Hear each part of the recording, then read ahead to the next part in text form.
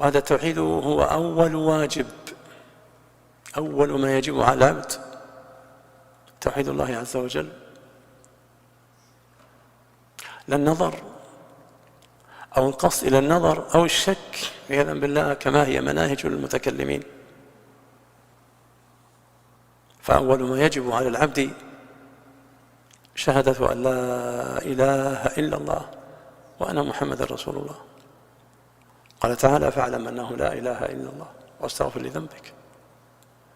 ولما بعث النبي صلى الله عليه وسلم معاذا إلى اليمن قال له: فليكن أول ما تدعوهم إليه شهادة أن لا إله إلا الله، وفي رواية إلى أن يوحدوا الله. وفي الحديث المخرج في الصحيحين: بني الإسلام على 5، وذكر أولها شهادة أن لا إله إلا الله وأن محمدا رسول الله. وفي الحديث الآخر أيضا مخرج في الصحيح: أمرت أن أقاتل الناس حتى يشهدوا أن لا إله إلا الله. المقصود أن هذا التوحيد هو أول ما يجب على العبد. لذلك بقي النبي صلى الله عليه وسلم يدعو إليه مذ أمره الله تعالى بالدعوة في قوله: يا أيها المدثر قم فأنذر،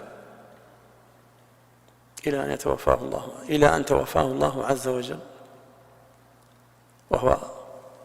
وكما تقول عائشة: لما نزل برسول الله صلى الله عليه وسلم طفق يطرح خميصة له على وجهه، فإذا اغتم بها كشفها، وقال: وهو كذلك لعنة الله على اليهود والنصارى اتخذوا قبور أنبيائهم مساجد. من آخر ما قال عليه الصلاة والسلام: خوفه من محدثات الأمور مبتدعاتها في العقيدة. فظل يدعو صلوات الله وسلامه عليه طيلة حياته، بل ودعا 10 سنين أول ما بعث إلى التوحيد بخاصة. ما أمر الناس بصلاة ولا صيام ولا غيرها من الواجبات الكبار وأركان الإسلام، إنما فرضت الصلاة في السنة 10، والصيام والزكاة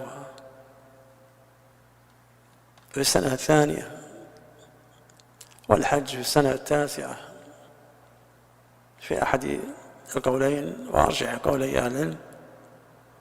المقصود أن هذه المدة الطويلة والتي مكث النبي صلى الله عليه وسلم وهو يقول الناس فيها: قولوا لا إله إلا الله تفلحوا، ما يدل يا إخوان على أهمية الدعوة إلى التوحيد في كل زمان ومكان.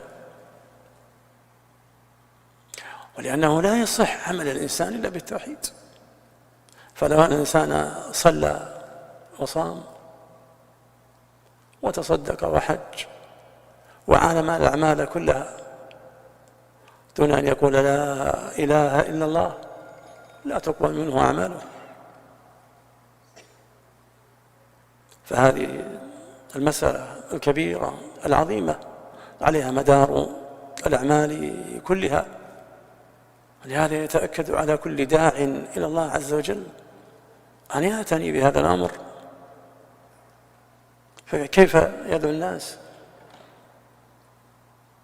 إلى أمور وإن كانت كبيرة ويترك أكبر الأمور وأهمها وأعظمها، وهو توحيد الله عز وجل وإخلاصه في العبادة. كان العرب في جاهليتهم لديهم بقايا من دين إبراهيم، فكانوا يصومون وكانوا يحجون وكانوا يعتمرون وكانوا ينذرون، ومنهم من يؤمن بأسماء الله وصفاته، ومنهم من يؤمن بالقضاء والقدر، وأشعارهم في هذا معروفة. بل منهم من يعتكف يا إخوان. ايش الدليل؟ حديث عمر يا إخوان الصحيحين: نذرت أن أعتكف ليلة في الجاهلية. ومع ذلك لم تغني هذه الأعمال شيئا، والسبب ما خالطها من الشرك بالله عز وجل، والسبب الإخلال بلا إله إلا الله وبتوحيد الله عز وجل. دل على عظم هذه المسألة وأهميتها وأهمية العناية بها، وأهمية تنشئة ناشئة الصغار عليها منذ الصغر يا إخوان. نعلمهم هذه الكلمات ونحفظهم هذه الكلمات: من ربك، ما دينك، من نبيك، ما أركان دينك، حتى إذا تعرض على غفلة منا لمؤثرات. ولا يخفاكم الواقع في هذا الزمان يكون لديه يا إخوان ما لعل الله أن يحفظه بسببه ويدفعه عنه به.